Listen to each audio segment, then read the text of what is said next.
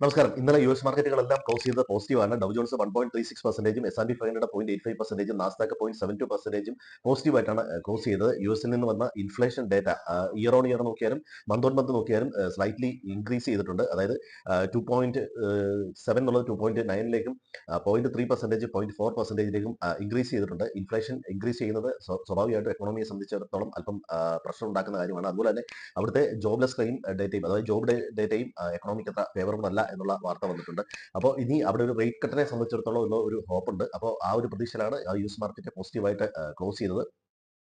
മൊത്തത്തിലൊരു geo political tension ഇപ്പോൾ നിലനിൽക്കുന്നുണ്ട്. അതുപോലെ തന്നെ താരിഫിന്റെ റിലേറ്റഡ് ഇഷ്യൂസും ഇപ്പോൾ നിലവിൽ നിൽക്കുന്നുണ്ട്. ഇന്ത്യയായിട്ട് താരിഫ് ചർച്ച ഉടനെ തുടങ്ങും, അല്ലെങ്കിൽ അടുത്ത ഒക്ടോബർ നവംബർ മാസത്തിൽ തന്നെ ഇത് സെറ്റ് ചെയ്യാൻ പറ്റും എന്നുള്ള രീതിയിലുള്ള ഒഫീഷ്യൽസിന്റെ ഭാഗത്തു നിന്നുള്ള അനൗൺസ്മെന്റ് വന്നിട്ടുണ്ട്. ഇത് കൂടാതെ തന്നെ ട്രംപ് യൂറോപ്യൻ യൂണിയനോട് ഇന്ത്യക്കും ചൈനയ്ക്കും താരിഫ് ഏർപ്പെടുത്തണമെന്ന് പറഞ്ഞിരുന്നു. അതുപോലെ തന്നെ G7 രാജ്യങ്ങളോടും ഇതുപോലെ താരിഫ് ഏർപ്പെടുത്തണമെന്ന് കഴിഞ്ഞ ദിവസം പറഞ്ഞിട്ടുണ്ട്. ഇത് മാർക്കറ്റിനെ സംബന്ധിച്ചിടത്തോളം ഒരല്പം ഇന്ത്യൻ മാർക്കറ്റിനെ സംബന്ധിച്ചിടത്തോളം അല്പം പ്രശ്നം ഉണ്ടാക്കുന്ന കാര്യം തന്നെയാണ്. എങ്കിൽ പോലും ഇന്ത്യൻ ഓഹരി വിപണി ഇന്നലെയും പോസിറ്റീവിൽ തന്നെയാണ് ക്ലോസ് ചെയ്തത്. 25,000 മുകളിൽ ഇന്നലെ വിപണിക്ക് പോസിറ്റീവായിട്ട് ക്ലോസ് ചെയ്യാൻ സഹായിച്ചു.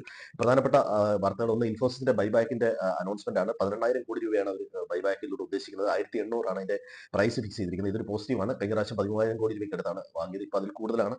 അത് ഇൻഫോസിസിനെ സംബന്ധിച്ചിടത്തോളം ഒരു പോസിറ്റീവാണ്. പക്ഷേ ഈ ഒരു മൂവ്മെന്റ് യുഎസിലെ ADRനകത്ത് കണ്ടിട്ടില്ല എന്നുള്ളൊരു വസ്തുതയാണ്. അടുത്തത് ECBയുടെ ഇൻട്രസ്റ്റ് റേറ്റ് ഡിസിഷനാണ്. അവർ നിലവിലുള്ള അതേ രീതിയിൽ തന്നെ അത് നിലനിർത്തുകയാണ് ചെയ്തത്. മറ്റൊന്ന്, സെബിയെ സംബന്ധിച്ചിടത്തോളം ഒരു അനൗൺസ്മെന്റ് ഉണ്ട്.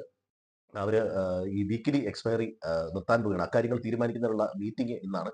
വീക്കിലി എക്സ്പയറി നിർത്താൻ പോവുകയാണ്. മന്ത്ലി ഒരു എക്സ്ചേഞ്ചിന് ഒരു എക്സ്പയറി എന്നുള്ള രീതിയിൽ ഒരു കൺസൾട്ടിംഗ് പേപ്പർ ഇതിനു മുമ്പ് ഒരു പ്രപ്പോസൽ വന്നിരുന്നു. ഒരുപക്ഷെ അത് ഇന്ന് അപ്രൂവൽ ചെയ്യുകയാണെങ്കിൽ ഒരു ക്യാപിറ്റൽ മാർക്കറ്റ് റിലേറ്റഡ് ബിസിനസ്സുകൾക്കൊക്കെ ഒന്ന് ഒരല്പം പ്രശ്നമാണ്. കാരണം അവരുടെ പ്രോഫിറ്റബിലിറ്റിയെ ഇത് ബാധിക്കും.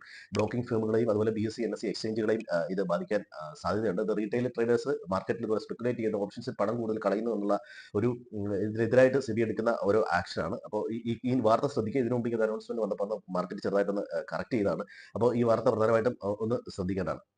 മറ്റൊന്ന്, ഫോറിൻ ഇൻസ്റ്റിറ്റ്യൂഷൻസിന്റെ പൊസിഷൻ നോക്കാൻ ഇന്നലെ FIs ക്യാഷ് മാർക്കറ്റിൽ വീണ്ടും സെല്ലേഴ്സ് ആയിട്ടുണ്ട്. FIസും പ്രോ ട്രേഡേഴ്സും ഇപ്പോഴും ബെയറിഷ് ആയിട്ട് തന്നെയാണ് നിൽക്കുന്നത്. പക്ഷേ അവരുടെ അപ്പോസിഷൻസ് കുറച്ചുകൂടെ അവർ കുറച്ചിട്ടുണ്ട്. FIs 92% നിന്ന് 89% ആക്കിയിട്ടുണ്ട്. ക്ലൈന്റ് ലോങ് ആയിട്ടാണ്, അതായത് ബുള്ളിഷ് ആയിട്ടാണ് നിൽക്കുന്നത്. അവർ 71%ലേക്ക് കുറച്ചിട്ടുണ്ട്. നേരത്തെ 73% ആണ്. ഓപ്ഷൻസിൽ FIസും പ്രോ ട്രേഡേഴ്സ് ഹെഡ്ജിലാണ്. FIs അവിടെയും ബെയറിഷ് ആയിട്ട് തന്നെയാണ് നിൽക്കുന്നത്.